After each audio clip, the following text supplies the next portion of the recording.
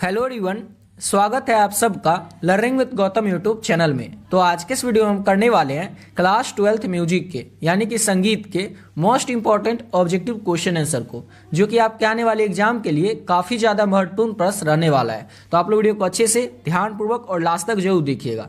तो चलिए शुरू कर लेते हैं फर्स्ट क्वेश्चन से।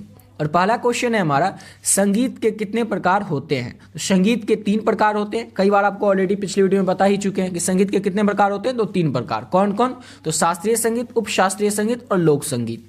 अगला क्वेश्चन है, सप्तक के कुल कितने स्वर होते हैं। तो सप्तक में कुल 7 स्वर होते हैं। और आपसे एग्जाम में पूछा जाए कि सप्तक के कितने प्रकार होते हैं, तो याद रखिएगा सप्तक के 3 प्रकार होते हैं। इस 2 में से एक क्वेश्चन फिक्स है कि आपके एग्जाम में पूछा ही जाएगा। या तो पूछ सकता है आपसे एग्जाम में सप्तक में कितने स्वर होते हैं, तो याद रखिएगा 7, और सप्तक के कितने प्रकार होते हैं, तो याद रखिएगा 3। अगला क्वेश्चन है, सप्तक के पहले स्वर को क्या कहते हैं। तो सप्तक का जो पहला स्वर होता है उसे हम लोग षा कहते हैं, यानी कि ऑप्शन नंबर ए हो जाएगा। अगला क्वेश्चन है, शुद्ध स्वरों की संख्या कितनी है। तो शुद्ध स्वरों की संख्या है वो 7 होती है, ऑप्शन नंबर सी हो जाएगा।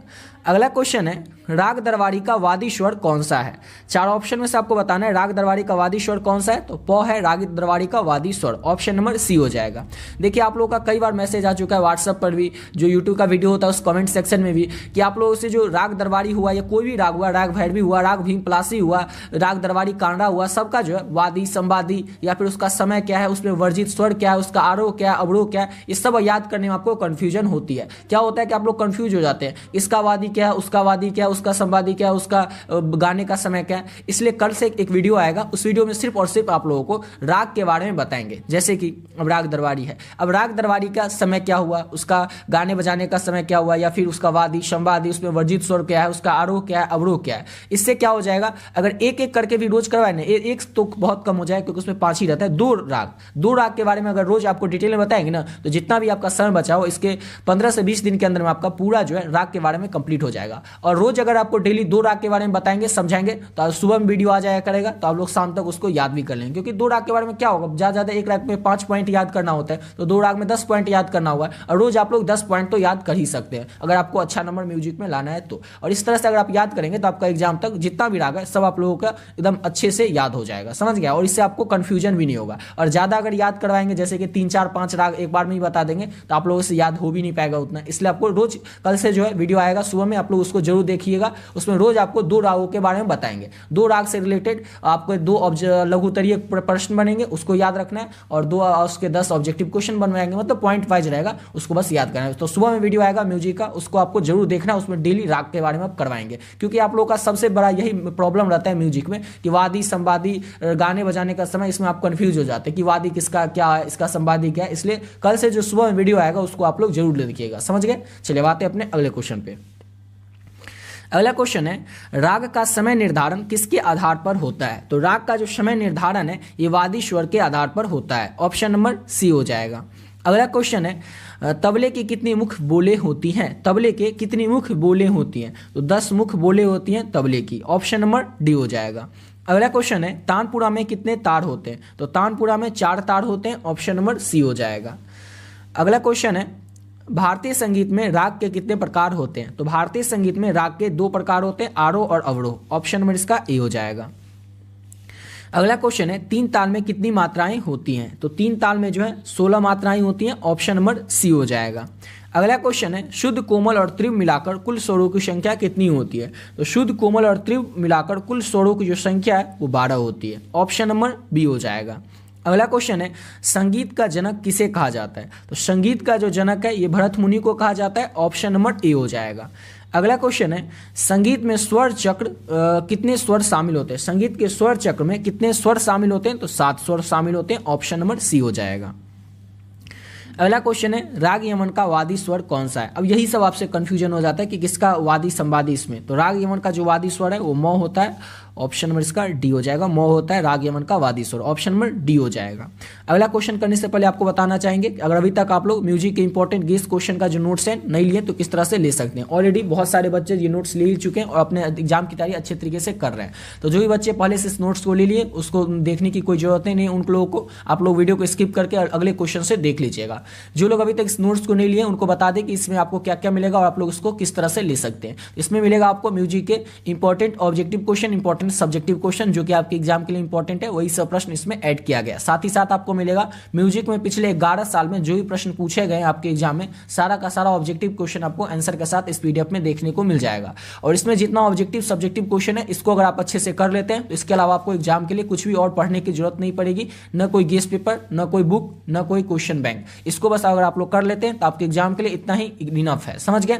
अब इसको लेना कैसे और आपको पे कैसे करना है, ये मिलेगा आपको कैसे और कहां पे मिलेगा, तो ये नंबर जो आप देख रहे हैं 7903820891, इस नंबर पे आप लोग को क्या करना है, फोन पे, गूगल पे, पेटीएम किसी माध्यम से केवल और केवल 30 रुपए पे कर देना है। 30 रुपए में आपको म्यूजिक का जो नोट्स है, पीडीएफ है, वो मिल रहा है।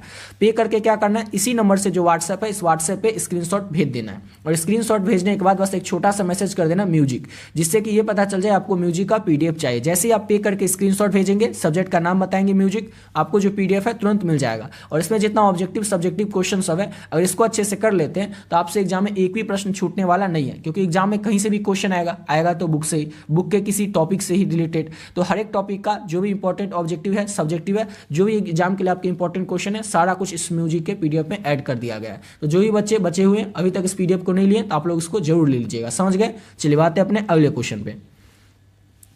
अगला क्वेश्चन है, ताल के कितने प्रकार होते हैं? ताल के कितने प्रकार होते हैं? तो ताल का कोई प्रकार ही नहीं होता, मतलब अनगिनत होता है, उसको गिन ही नहीं सकते। ऑप्शन नंबर इसका डी हो जाएगा। अगला क्वेश्चन है, साम ताल में कितने समय होते हैं? साम ताल में कितना समय होता है? तो 8 समय होता है। ऑप्शन नंबर बी हो जाएगा। अगला क्वेश्चन है, तबला के कौन से भाग को धक कहा जाता है? तबला का वो कौन सा भाग होता है जिसको कि धक कहा जाता है? तो दाएं सिरा को। ऑप्शन नंबर बी हो जाएगा, तबले के दाएं सिरा को धक कहा जाता है। अगला क्वेश्चन है, संगीत में लय का अर्थ क्या होता है? तो संगीत में लय का अर्थ होता है ताल और गति का मेल। ऑप्शन नंबर डी हो जाएगा।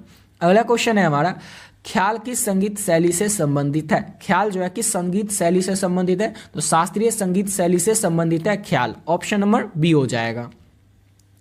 अगला क्वेश्चन है, मुरलीधर मिश्र किस वाद्य यंत्र के विशेषज्ञ थे? तो बांसुरी वादन के विशेषज्ञ थे मुरलीधर मिश्र। ऑप्शन नंबर बी हो जाएगा। अगला क्वेश्चन है, संगीत में आलोक किसे कहते हैं? तो राग की जो रचना होती है उसे ही संगीत में आलोक कहते हैं। ऑप्शन नंबर बी हो जाएगा।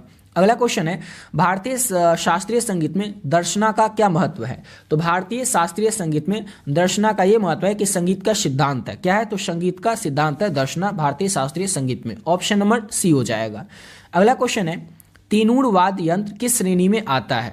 तो देखिए, आप जैसे यहीं पर आपको कंफ्यूजन हो जाता है कि अब ये किस वाद्य यंत्र के अंतर्गत आएगा। तेनूर जैसे हो गया या तत्व हो गया, इसके अंतर्गत किसके अंतर्गत ये आएगा? तो अब आपको क्या करेंगे, जो कल से आपको राग करवाएंगे, जैसे ही राग कंप्लीट होगा, जितना राग है आपके एग्जाम के लिए सारा राग कंप्लीट होगा, उसके बाद क्या करेंगे, आपको तंतु वाद्य यंत्र के अंतर्गत क्या क्या आएगा, कैसे पहचानना है, अवगत वाद्य यंत्र के अंतर्गत क्या क्या आएगा, आपको कैसे पहचाना है, ये सब भी आपको करवा देंगे। फिर उसके बाद जितना भी घराना है, क्योंकि आपसे पूछा जाता है पंडित कंठे महाराज किस घराना से थे, तो कंफ्यूज हो जाते हैं कि एकाएक आपसे क्वेश्चन आ जाता है और आपको याद ही नहीं पड़ते रहता है। तो इसलिए आपको जितना घराना है वो सब आपको करवा देंगे और एग्जाम से पहले आपका सारा हो जाएगा। अभी क्या होता था कि शाम में सिर्फ एक क्लास आता था म्यूजिक का, वही आप देखते थे। तो कल से क्या होगा, सुबह में भी एक 6 से 7 के बीच में क्लास आएगा, यूट्यूब पे आपको अपलोड हो जाएगा, उस पर आपको देख लेना है उसको। समझ गए? उसमें रोज जो क्लास होगा उतना अगर आप देख लेते हैं, नोट्स जो बता रहे हैं उतना अगर आप कर लेते हैं, तो उसके अलावा आपको कुछ भी करने की जरूरत नहीं। और मेरी बात का आप यकीन कीजिए कि आपके एग्जाम में जो भी क्वेश्चन आएंगे आपको उसी में से देखने को मिल जाएगा, नोट्स में से, और जितना आपको पढ़ा रहे हैं इसी में से। इसके अलावा आपको कुछ और खास करने की जरूरत नहीं है। और म्यूजिक के लिए तो खास रूप से टेंशन लेने की जरूरत ही नहीं है, क्योंकि कई बच्चे हैं ऐसे जिन म्यूजिक तो सब्जेक्ट ले लेते हैं लेकिन वो पढ़ते हैं ही नहीं। लास्ट में पढ़ते हैं तो देखते हैं इसमें वादी संवादी, अब उसमें उनको समझ में नहीं आते ये सा क्या है, वो क्या है, मोह क्या है, उनको समझ में नहीं आते रहता है। तो उनको भी टेंशन लेने की जरूरत नहीं है, जितना आपको बता रहे हैं उतना बस आप कर लेते हैं तो आपके एग्जाम बहुत ही अच्छा जाएगा संगीत का। समझ गए? चलिए बात है अपने अगले क्वेश्चन पे। अगला क्वेश्चन है, राग भैरवी में कोमल कौन सा स्वर होता है? तो राग भैरवी में कोमल जो स्वर होता है वो होता है नी। ऑप्शन नंबर इसका डी हो जाएगा। अगला क्वेश्चन है हमारा, संगीत में क्या है, तालम का क्या, अच्छा तालम का क्या अर्थ होता है? तो वो ताल का चक्र होता है। ऑप्शन नंबर बी हो जाएगा। संगीत में तालम का अर्थ होता है कि वो ताल का चक्र होता है। अगला क्वेश्चन है, सुल्तान पद किस संगीत शैली से संबंधित है? तो सुल्तान पद जो है ये शास्त्रीय हिंदुस्तानी या शास्त्रीय संगीत शैली से संबंधित है। ऑप्शन नंबर ए हो जाएगा। अगला क्वेश्चन है, संगीत में अल्प का अर्थ क्या होता है? तो संगीत में अल्प का अर्थ होता है धीमी गति। ऑप्शन नंबर ए हो जाएगा। अगला क्वेश्चन है, तन ताल किस वाद्य यंत्र का हिस्सा है? तन ताल जो है किस वाद्य यंत्र का हिस्सा है? तो ये तबला का ही हिस्सा होता है। ऑप्शन नंबर ए हो जाएगा। अगला क्वेश्चन है, भारतीय संगीत में तत्व की संख्या कितनी होती है? तो भारतीय संगीत में 4 तत्व होते हैं, स्वर, लय, ताल और राग। ऑप्शन नंबर बी हो जाएगा। इस बार याद रखिएगा, भारतीय संगीत में तत्व की संख्या कितनी है? तो 4 है। कौन कौन से हैं? तो स्वर, लय, ताल और राग, ये जो है ये भारतीय संगीत में संगीत के तत्व हैं। अगला क्वेश्चन है मध्यम गति में कितनी मात्राएं होती हैं? तो मध्यम गति में 8 मात्राएं होती हैं। ऑप्शन नंबर इसका सी हो जाएगा। अगला क्वेश्चन है संगीत में बंधन का क्या अर्थ है? संगीत में बंधन का अर्थ होता है संगीत की एकता। संगीत की एकता, संगीत में बंधन का अर्थ होता है, मतलब होता है। अगला क्वेश्चन है ध्रुपद किस प्रकार का राग है? तो ध्रुपद जो है ख्याल का राग है। ऑप्शन नंबर सी हो जाएगा। अगला क्वेश्चन है पंचम स्वर का नाम क्या है? पंचम स्वर का नाम क्या होता है? तो प होता है। ऑप्शन नंबर सी हो जाएगा। अगला क्वेश्चन है संगीत में गति क्या गति काल का क्या महत्व? अच्छा, संगीत में गति काल का क्या महत्व होता है? तो समय की गति होता है, यानी कि ऑप्शन नंबर इसका हो जाएगा समग्र गति। संगीत की समग्र गति, संगीत में गति काल का महत्व होता है, इंपॉर्टेंस होता है। अगला क्वेश्चन है अलाप किसका हिस्सा है? अलाप जो है ये किसका हिस्सा है? तो अलाप राग का हिस्सा है। ऑप्शन नंबर बी हो जाएगा। इसी के साथ वीडियो पे कंप्लीट करते हैं। आशा करता हूँ आप लोग वीडियो अच्छा लगा होगा। मिलते हैं नेक्स्ट